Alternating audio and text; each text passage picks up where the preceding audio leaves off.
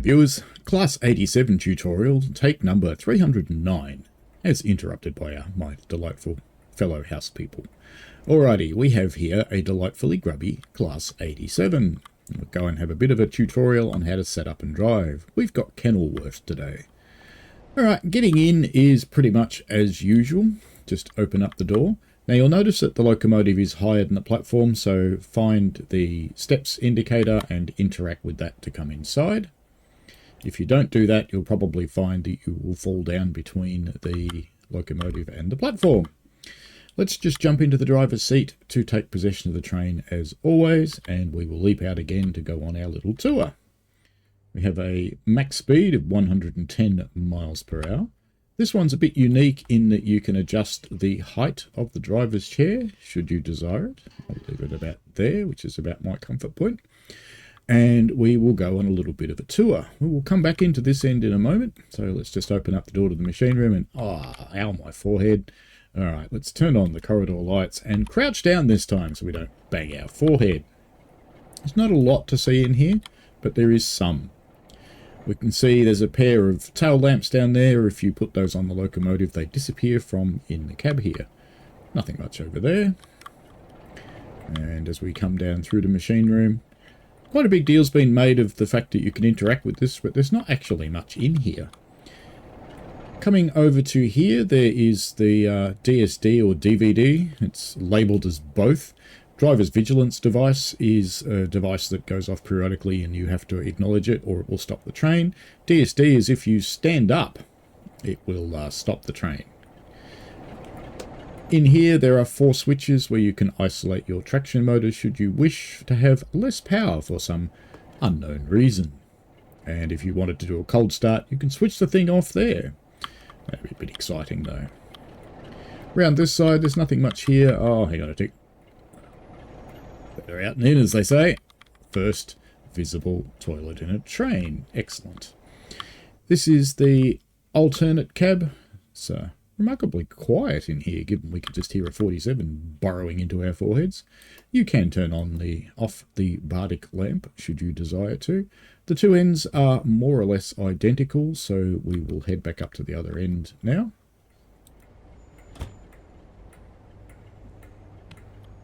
Head up through here.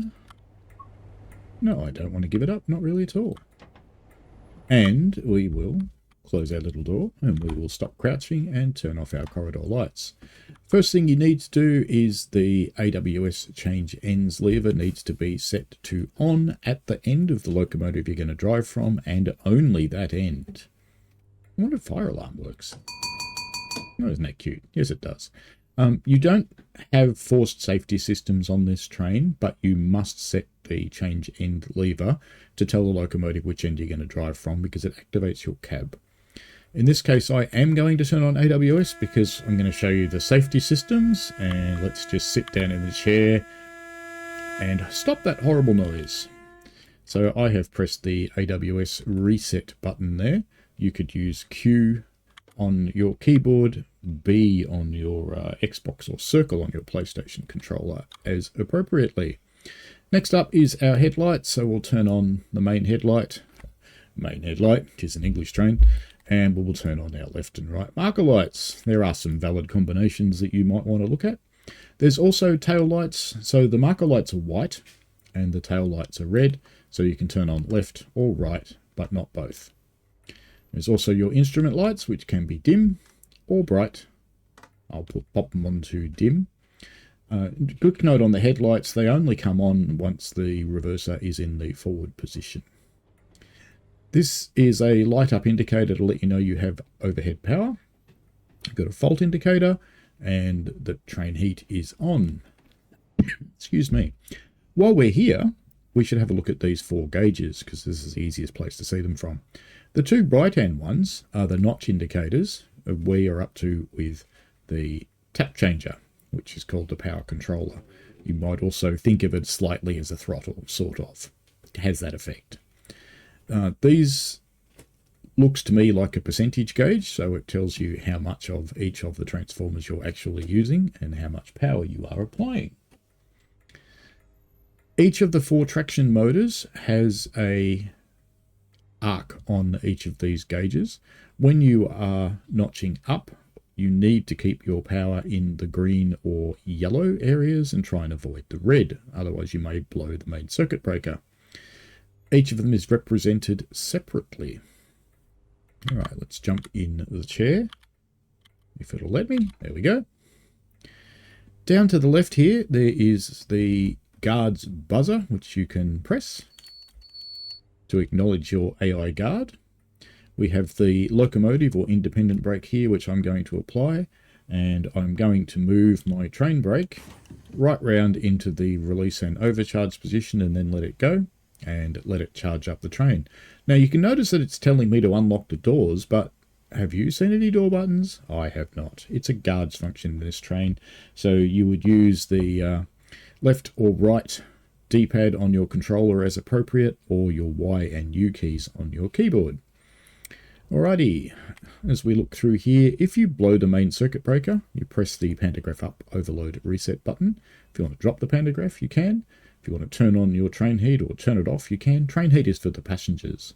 It's basically a boiler unit that's in the back there.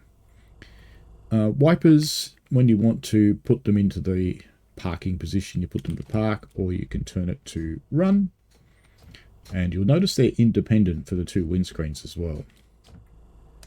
Just put that back to park and then let it go, and it will automatically park itself. And there's another one over there for the right-hand windscreen. Sitting in front of us, we have got a brake pipe gauge at 5 bars. We have a speedometer, and we have the amount of brake applied on each of our bogies. Now, bear in mind that that's the bogies of the locomotive, not the train.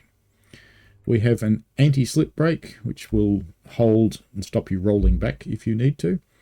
We can lock our doors now, so I will. Let's get the master key on. You just heard the guard whistle and get us into forward. It's interesting that's labelled master switch. We've got master key and master switch. You can hear things starting to wake up there. We should acknowledge our guard, because we did hear his whistle go. I didn't actually hear the buzzer go, but it might have been because I didn't have the master key on yet. So this is where it gets a little bit interesting. It's no harder than any of the German tap changes or anything like that. So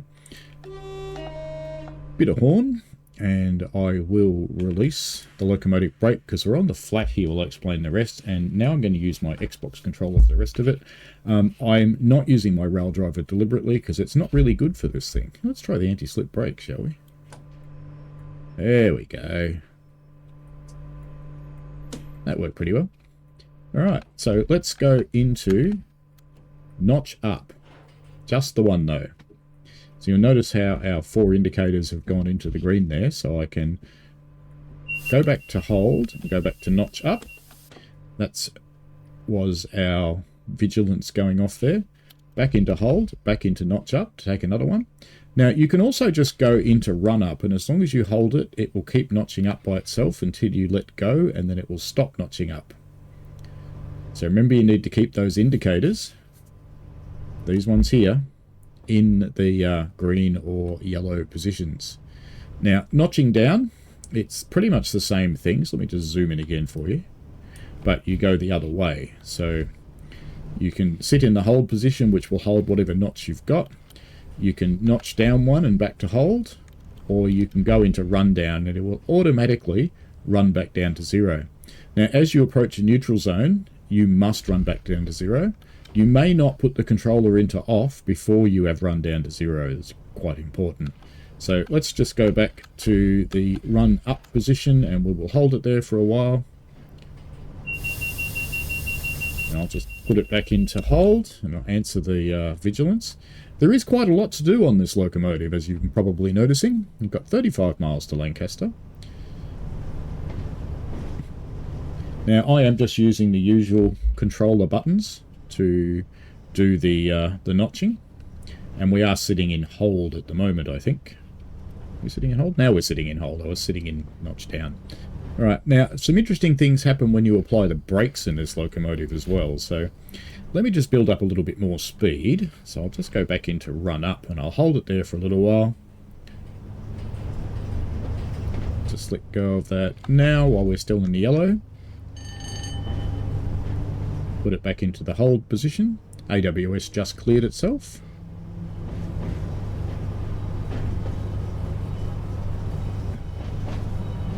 We can go back into run up now for a little while.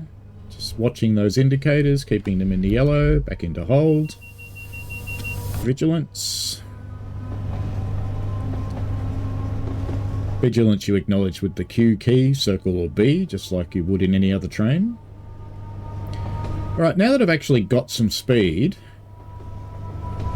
I am just going to put it down into run down, as if I was going to stop at a station. So I'm letting it run down. You can see the indicators are all dropping, the taps are dropping, and you can see the notches or the taps, amount of power on each of the traction motors is dropping.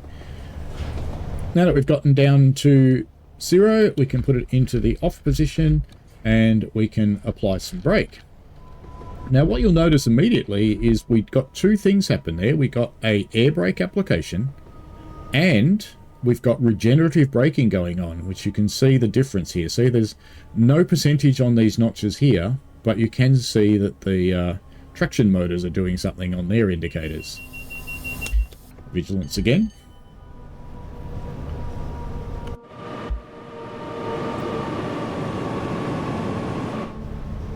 So I'm just going to come off the brakes now, go back into running and just let that charge up. If you've got a normal practice on a train, by the way, is you would actually go into charge and release and then let go. It's normally you hold it there for a second or so for every 4 or 5 carriages that you've got, generally speaking. All right, let's go and build up some speed again.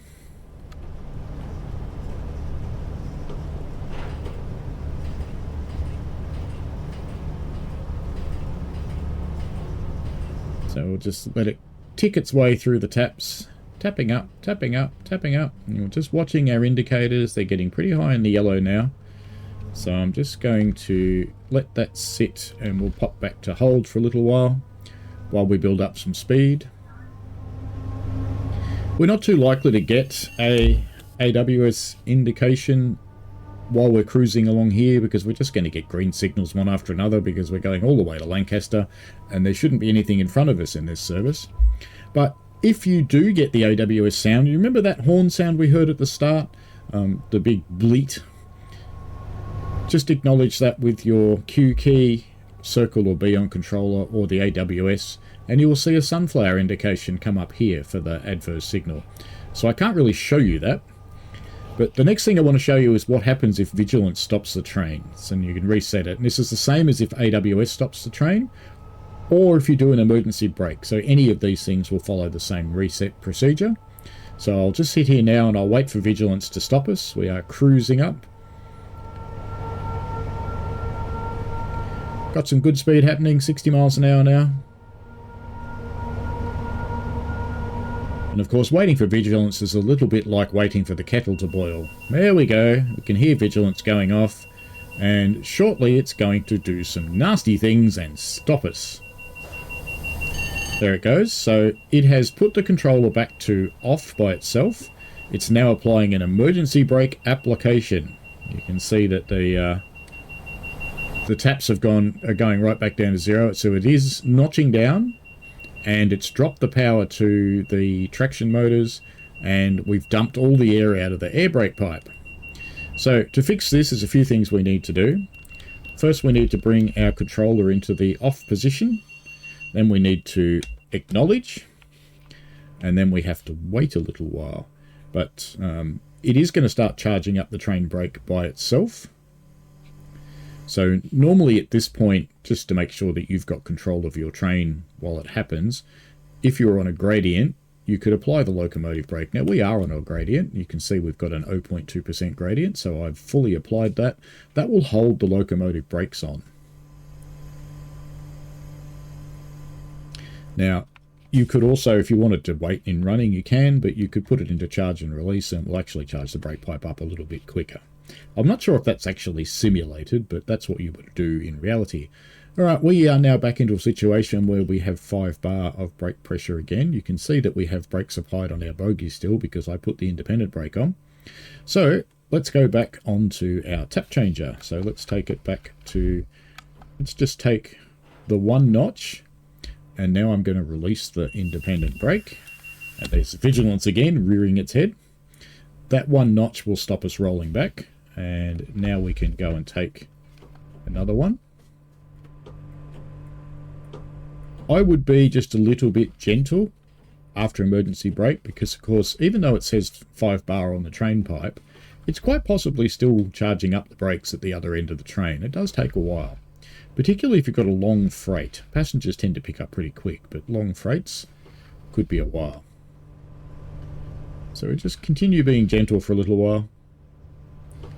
I think it's probably pretty safe to notch up now, so we will. Just put it in the run up position until we get up near the top of the yellows, and then let go.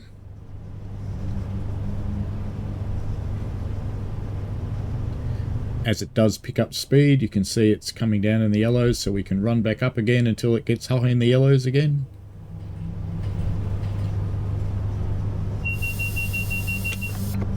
Vigilance again, and you can see on our indicators that the driving loco is up to about 70% power now, and you can see that we are well within our limits, staying in the yellows here.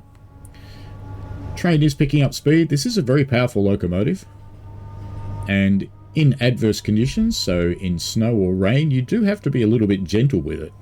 If you tried to do what I just did on dry track here and got away with it, you may find you have a different experience.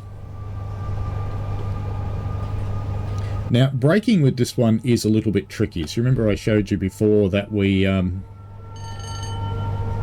do actually have situations where we have regenerative and air braking at the same time. It's a little bit unpredictable, so you need to get used to it. We have gone up to the maximum possible. We're now in weak field, which means that we are, there's our vigilance again, which means that we are providing the maximum possible power on the traction motors. We're up to 80 miles an hour now. Bit of rock and roll going on. There are, of course, things like sun blinds if you wanted to use them. Some of the windows can be opened if you want to do that. Doesn't make that much difference to the sound in this one, because of course it's a electric locomotive. There is another horn over here if you want it, and another DSD acknowledgement, so you can hold that if you're standing up over there. We're coming up on 90 miles an hour now, 16 miles to Lancaster. I will actually do the stop all the way into Lancaster. Looks like we might even get some yellow signals, which is excellent, because I can show you what to do with AWS. Hopefully they stay yellow. I do notice on my, I have a very strong gaming rig and my frame rate's down to 50, so we shall see how that goes. It is fairly smooth. I'm going to pop it back into the hold position now and just leave it there. Generally speaking, you can just sit in the hold position most of the time. Hey mate. That's a double header of 87s hauling a steel train. We are up to 100 now, so I'm just going to notch down. I'm going to put it into run down a little. We'll just bring some of the power off, because we're also going downhill at the moment. Unfortunately, our yellow signals are not materializing for us.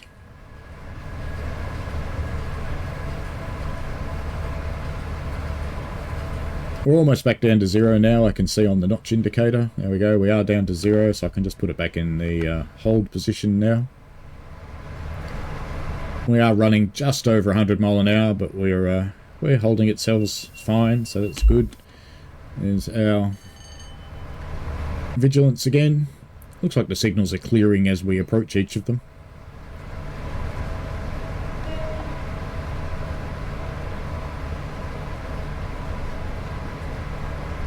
"13 miles to Lancaster."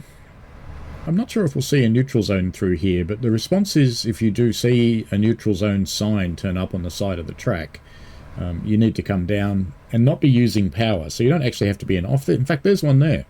So let's just take it to the off position. And soon you'll see that the line indicator here will actually go off. So we should see that happen soon. You get about a mile to respond, I think. It's very important that you're not powering when you get into the neutral zone itself. So we saw the warning sign. There's our vigilance again.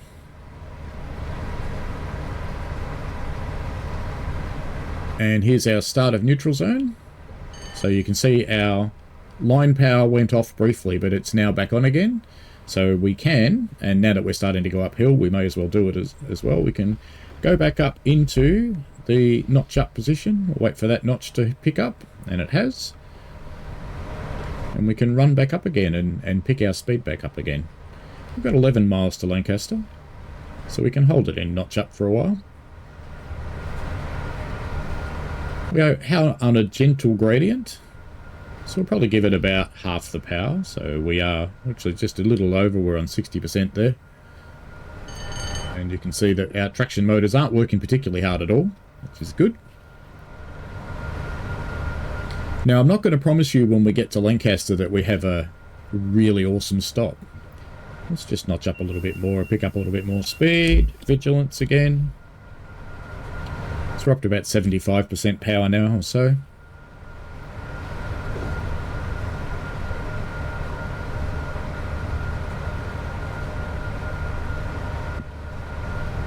Now I'm still very much getting used to the brakes on this train, so I am not going to promise you a good stop.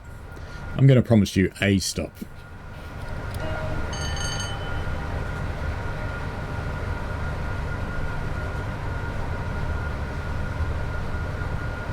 Nine miles to go.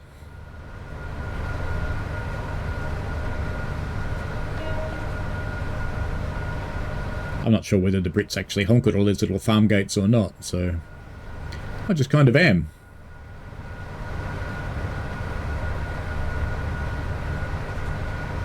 I have noticed the AI trains do honk at things, which is kind of cool. Certainly something I appreciate, a little bit extra. It's our vigilance again. You don't have to drive with vigilance if you don't want to. Vigilance and AWS can both be turned off. And they're off by default. You don't need to turn them on. You do get more points, so greater experience points if you drive with them on.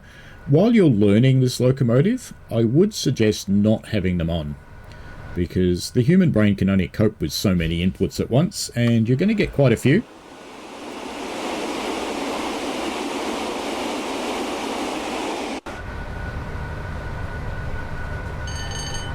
So if you want to cope with less inputs, don't put them on while you're learning.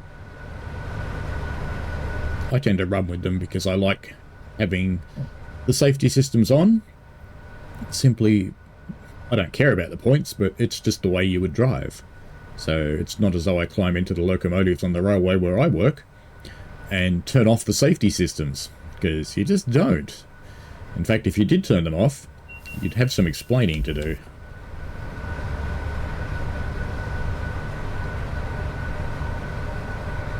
Seven miles out of Lancaster now, and we are back on the level. You can see our speed is picking up. We're coming back up to 95 miles an hour now on the speedometer. And just cruising along happily on this misty day. Must be summer in England. Actually, it's not raining, so no, it's not summer in England. It's just a misty day.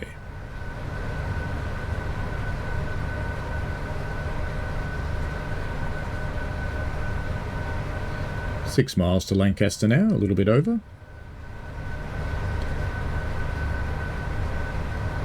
Now this route is relatively flat except for Shap. So once you get your speed up, you'll be pretty much okay. Because we are approaching Lancaster, we are 6 miles away, and our speed has just gotten up to about 97 miles an hour now. So I am just going to run down a little. I'm just going to bring it back down to about 40%, and we will hold there. Because we don't need any more speed. We've got plenty. And we're running on the flat, so we're only overcoming our own friction and air drag now, basically.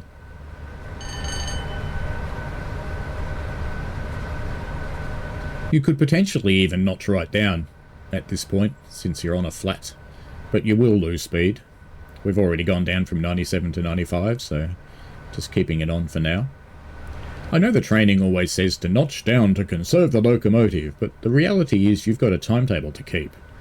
So conserving a locomotive is one thing, and yes, you can tell I am rather late already, and that's because we took a lot of time at the beginning to explain the locomotive. Nice little servicing van on the left there. So I don't think this locomotive is particularly difficult to drive. You just need to get your head around the tap changing concept. It is remarkably like any other kind of throttle. You just need to treat it gently, and it'll treat you well. Alright, we are now coming up on about 3.5, 3.6 miles out of Lancaster. 3.7 according to the HUD. So I am going to start preparing for my stop. And we are getting a little bit of an up gradient, but we are doing 100 miles an hour, and we've got a 75 coming, so I'm going to run it into run down, and I'm going to take all my power off.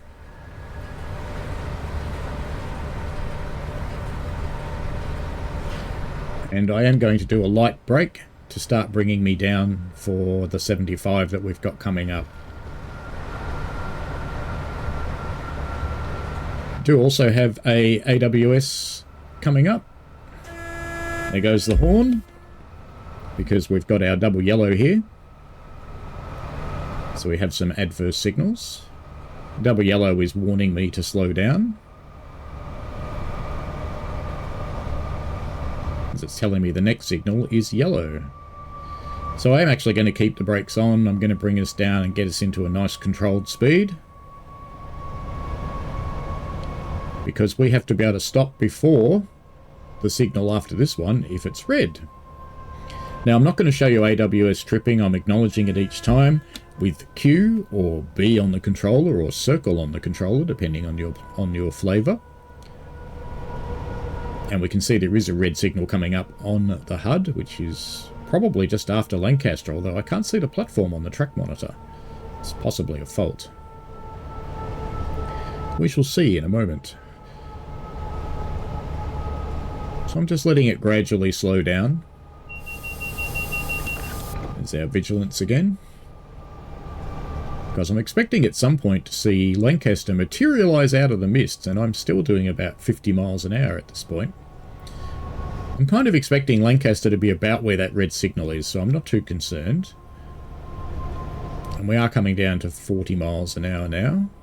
So I'm just going to go into charge and release and let our brakes charge up. You can tell that has knocked off the regenerative braking back there.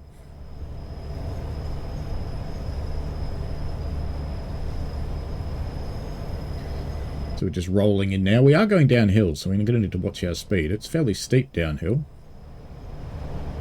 And we have got a 15 coming up as well, so I think I might just go back on the brakes. Back on the brakes. Now, because I'm not in off, we do have the regenerative braking. I think it works in the off position as well, but it gives you a bigger kick if you're in the not in off. And you could just sit in either off or in the hold position. Alright, we are changing tracks, so we need to come down to 15 mile an hour. We're well on our way to that, but let's just put on a little bit more brake. This is a self-lapping brake, so you don't need to worry about it having a complex brake or anything like that. You just, the more you move the brake handle, the more it brakes, until you get right up to emergency. Alright, we are just about there, so I'm going to go into charge and release and let go of that. And that's still over braking a little bit, so we might actually, even though Lancaster's coming, we're going to crawl in here at 8 mile an hour with a tail between our legs. I don't think so. So I think we might just give it just a little bit of power. That'll do there. Just to keep our speed up. We'll start accelerating again.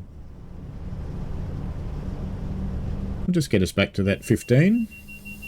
There's our vigilance again.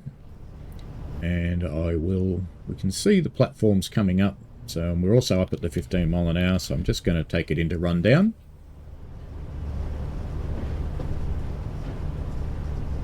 And this time I am actually going to put it in off because we're going to be stopping here. We have picked up a little bit more speed as well because we're still going downhill and I'm being naughty through the catch points there. Let's give it a first application. Oh yes, new route. Forgot to turn off the coloured things. Not that one. No, no, don't want that. I want that. There we go.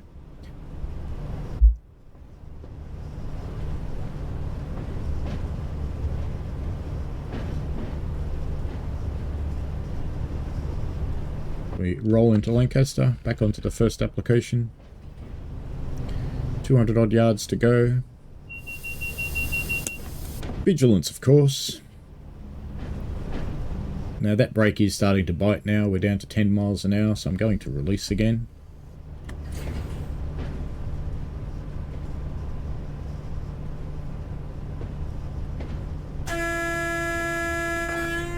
It's the AWS for the red that we're coming up to.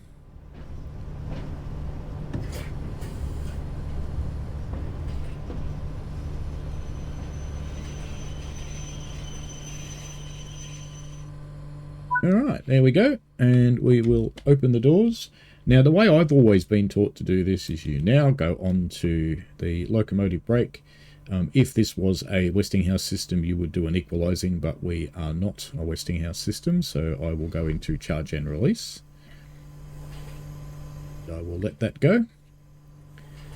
And we sit here now while we're waiting for our patrons to load up. I'll open the window so we can hear the guards whistle a little better. There's our vigilance again.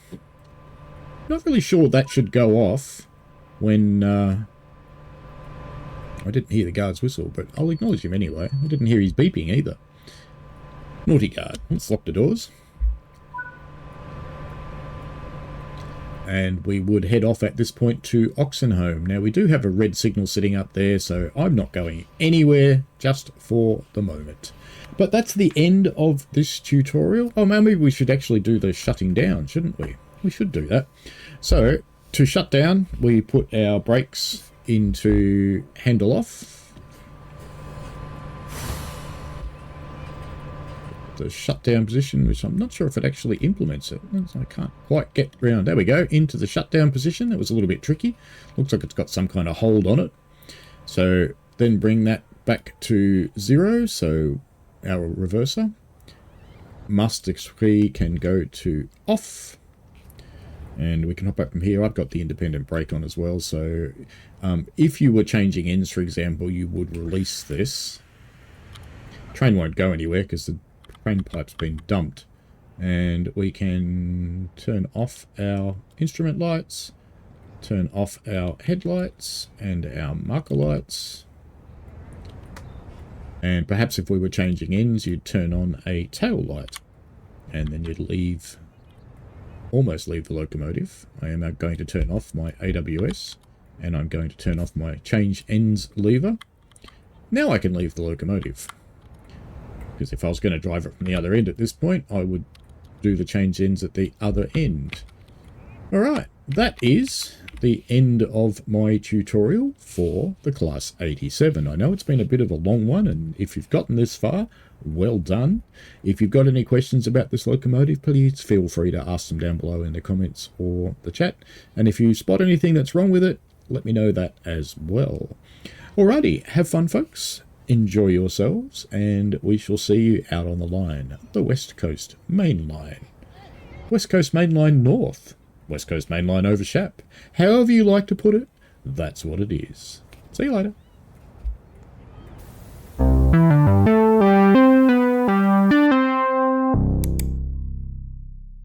We played a game.